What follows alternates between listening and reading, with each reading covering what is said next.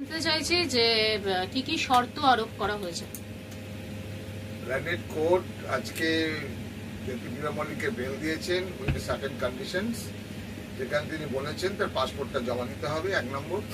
2 নম্বর হচ্ছে উনি মোবাইল, ওনার যে পার্সোনাল মোবাইল আছে সেই মোবাইলটা 24 আওয়ার্স অন রাখতে হবে এবং আইওকে মোবাইল নাম্বার দিতে হবে।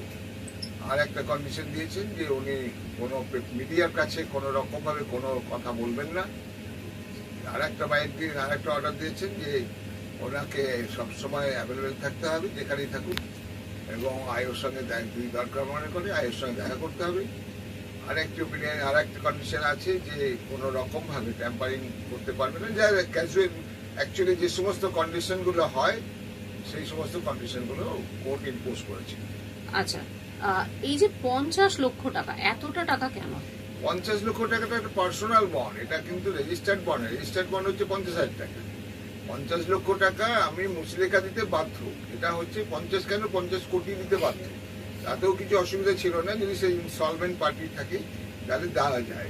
এটার সঙ্গে কোর্টের কোনো আদারওয়াইজ কিছু নেই, এটার সঙ্গে বেরোনোর কোনো কিছু নেই, এটার সঙ্গে সম্পত্তিরও কিছু নেই। সুতরাং এই পার্সোনাল বন্ডটা একটা কোর্টের কাছে দায়িত্বপ্রাপ্ত থাকে যে আমি কোনো কিছু করবো না এবং আমার যদি করি আমি তাহলে এত কোটি টাকার এত লাখ টাকার বন্ড দিতে বাধ্য, আমার প্রপার্টি ফরফিটেড হবে। আচ্ছা, আর হচ্ছে যে একসময় ইডি তারা বলেছিল কিংপিন, কিং মেকার এবং রিং মেকার, এবং বলেছিল যে দুর্নীতির গঙ্গাসাগর, সেগুলো কি প্রমাণ করতে পারলো না? এই দেখো 13 মাস লোকটা কাস্টাডিতে আছেন, বিভিন্নভাবে তার শারীরিক দিক থেকে তার বিভিন্ন অসুবিধা ছিল এবং ইডি যথেষ্ট সময় পেয়েছে এবং কিছু লোককে আরো কিছু আসামি অ্যারেস্ট হয়েছে এবং কোর্ট কিছু ওপিনিয়ন দেখেছেন যে এই সমস্ত কেসে যত অ্যারেস্ট হয়েছে তারা একটা দীর্ঘমেয়াদী কোর্টে ছিলেন, জেলে ছিলেন, তারপরে বেল হয়েছে এর আগের দিন।